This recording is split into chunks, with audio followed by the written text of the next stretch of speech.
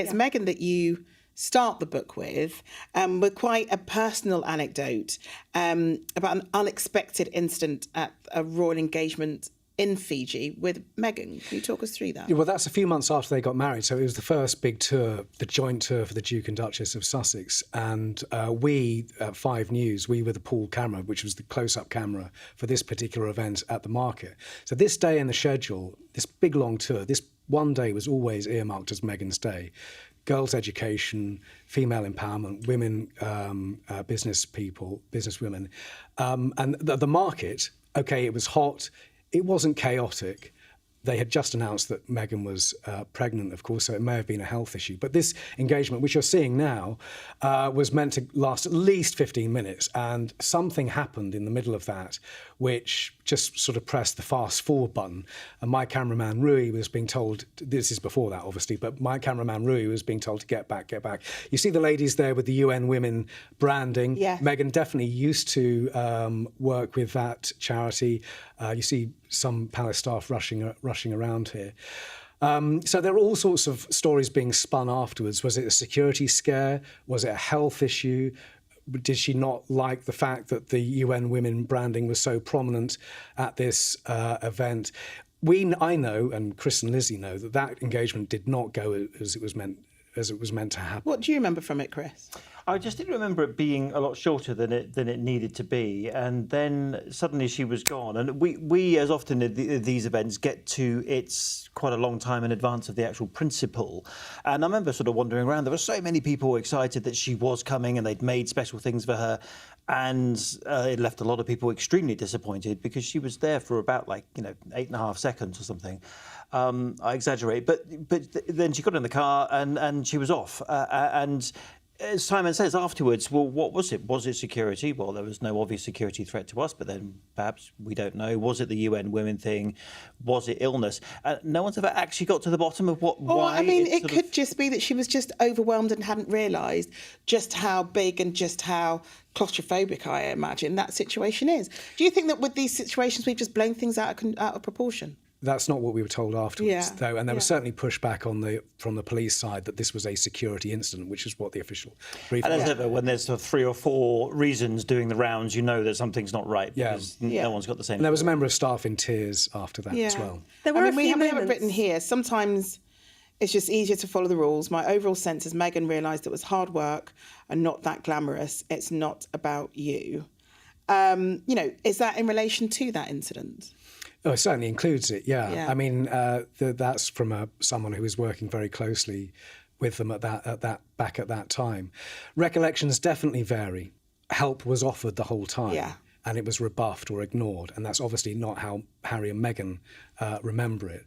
But if the charity angle has any truth in it at all, you cannot have Hollywood levels of PR control at a royal event. It's just not, especially in somebody else's country. It's just not up. It's not about that. She was box office. She is box office. We saw that in the very first engagement she did with Harry in Nottingham. She was brilliant at those walkabouts on that tour, and it's a crying shame that they're not part of it now. We look at the support that she was given when she joined the royal family. In those shots, you can see Samantha Cohen.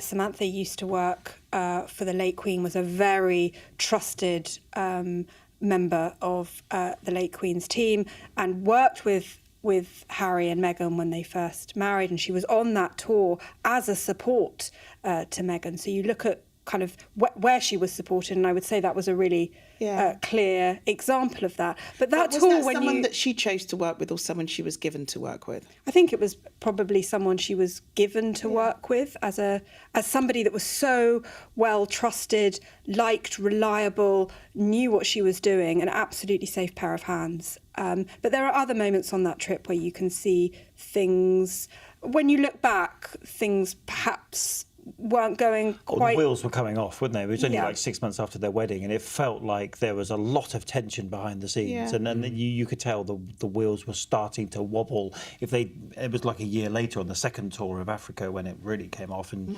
when Meghan did that interview with our colleague Tom Bradby and said, "Thanks for asking if I'm okay," because no one's done that so far, and that's shortly after that they were off to Canada, and The rest is history. Yeah. What if I told you that back in 2018, on a market street in Suva, Fiji, something happened that the British press has spent 7 years trying to spin into a scandal? And to this day, not one of them can actually tell you what it was. No security report, no official statement, no consistent story, just vibes, sources, and a mountain of contradictions dressed up as journalism. Squaddies, welcome back. Today we're doing a full receipts breakdown of the infamous Fiji market incident.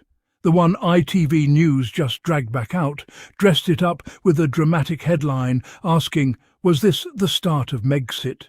and let a room full of royal reporters take turns guessing on camera, and calling it insight. Let's rewind. October 2018. Prince Harry and Meghan are just a few months into married life, and they're on their first major joint royal tour: Australia, Fiji, Tonga and New Zealand. 16 days, 76 engagements. For context, that's a pace most seasoned royals would find brutal, and Meghan was doing it while newly married, adjusting to an entirely new country, an entirely new institution, and, as the world found out partway through the tour, pregnant with Prince Archie. One day on that tour was, by the media's own design, Meghan's Day. Girls' education, female empowerment, supporting local businesswomen. It was scheduled as a market visit, meant to run at least 15 minutes. It didn't run 15 minutes, and that's where the myth-making begins. Here's what we know for certain, straight from the people who were physically there filming it. The engagement was cut dramatically short. The camera crew was told to get back. Palace staff were seen moving quickly. A member of staff was reportedly seen in tears afterward. That's it. That's the entire hard, verifiable factual record. Everything else? Pure speculation, dressed up as behind-the-scenes knowledge. And I want you to notice something, because this is the actual story here. Not Meghan, but the media's own confession on camera about how they operate. One reporter says maybe it was a security scare, then immediately says there was no obvious security threat. Another says maybe it was the UN Women branding being too prominent for Meghan's liking. A claim that, by the way, completely contradicts Meghan's own long, well-documented history of actively working with UN Women, a relationship she chose. A third throws out, maybe she was pregnant and unwell, which is at least grounded in something real since the pregnancy was announced on that very tour.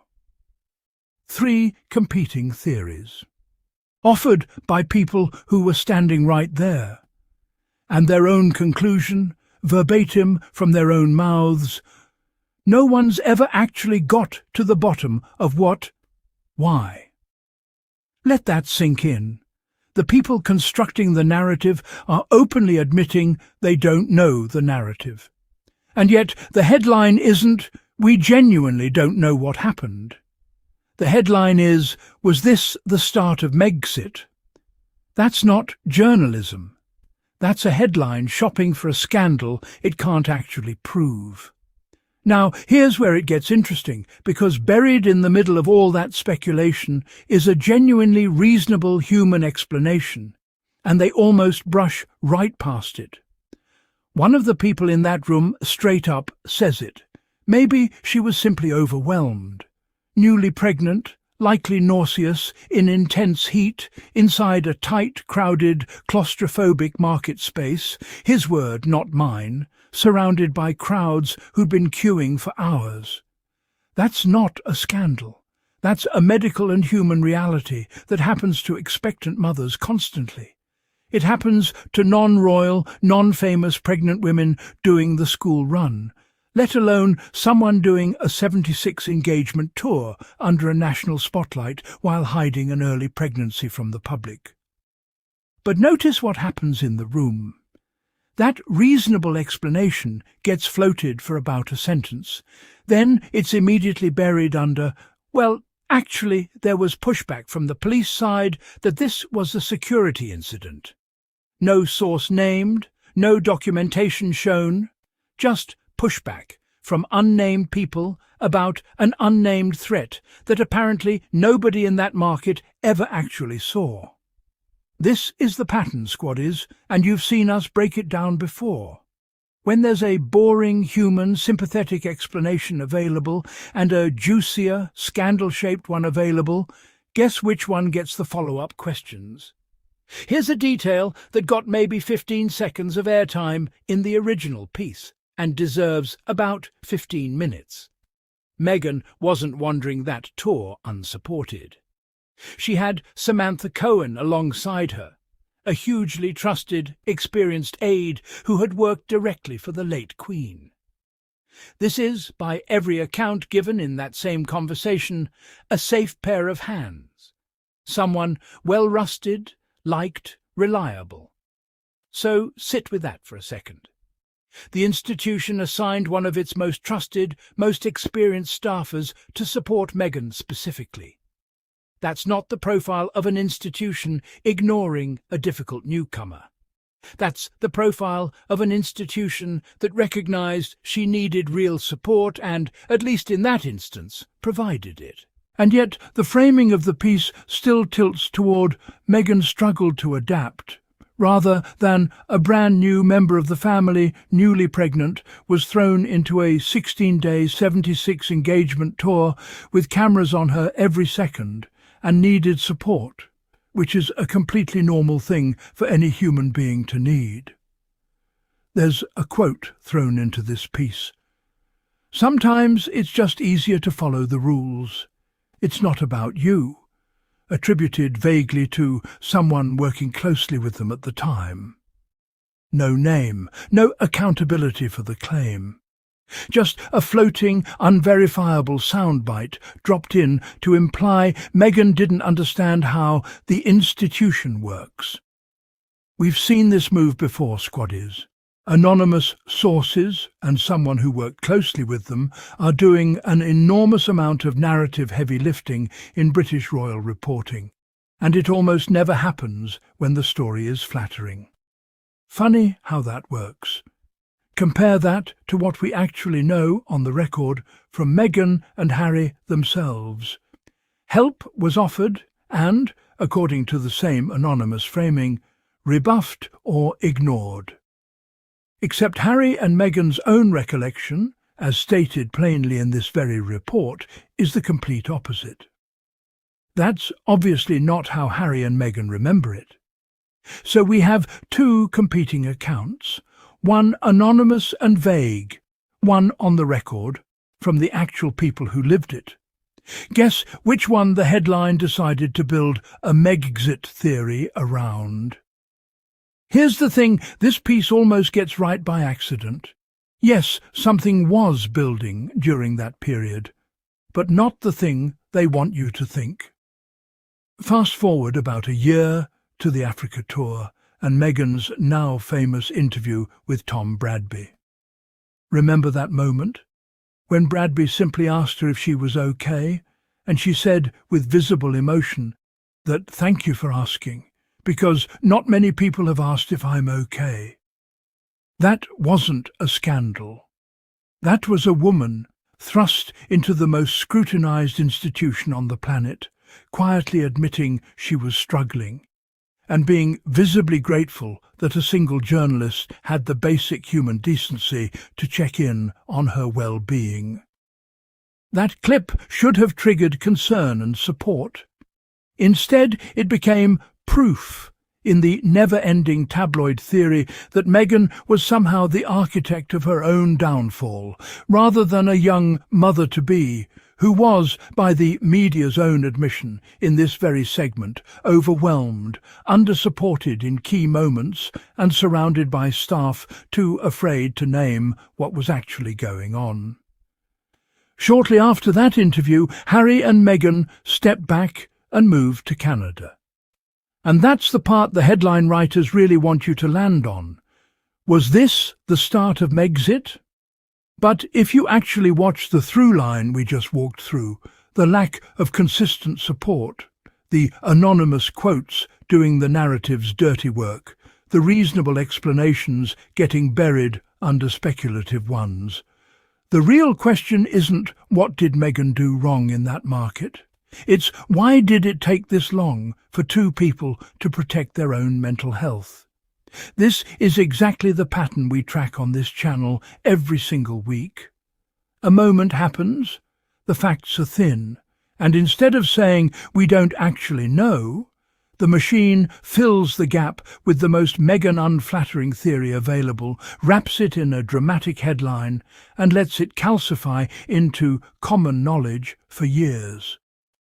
7 years later, we're still watching journalists sit around a table, openly admit they don't know what happened, and still somehow land on a headline that implies Meghan is to blame for the start of her own family's exit from royal life. That's not reporting a mystery. That's manufacturing a villain out of a mystery. And look, full credit where it's due, because a couple of the people in that room did push back, did point out there was no obvious threat, did offer the "she was overwhelmed" and "it's a big claustrophobic space" explanation. That's the honest version of this story. That's the version that never becomes the headline. So, no, squaddies, this wasn't the start of Megxit. This was the start of the pattern. The pattern where a pregnant newcomer gets 15 minutes of grace before the cameras start hunting for a scandal. The pattern where anonymous quotes get more airtime than the people who actually lived the moment. The pattern that 5 years and one Oprah interview later, this same media still hasn't learned to break. If this kind of receipts-based breakdown is what you come here for, you already know what to do. Hit that subscribe button, tap the bell so you don't miss the next one, and drop a comment below telling me which theory from this segment you think is the most ridiculous. I read every single one. Until next time, squaddies, stay sharp, stay skeptical, and keep the receipts close.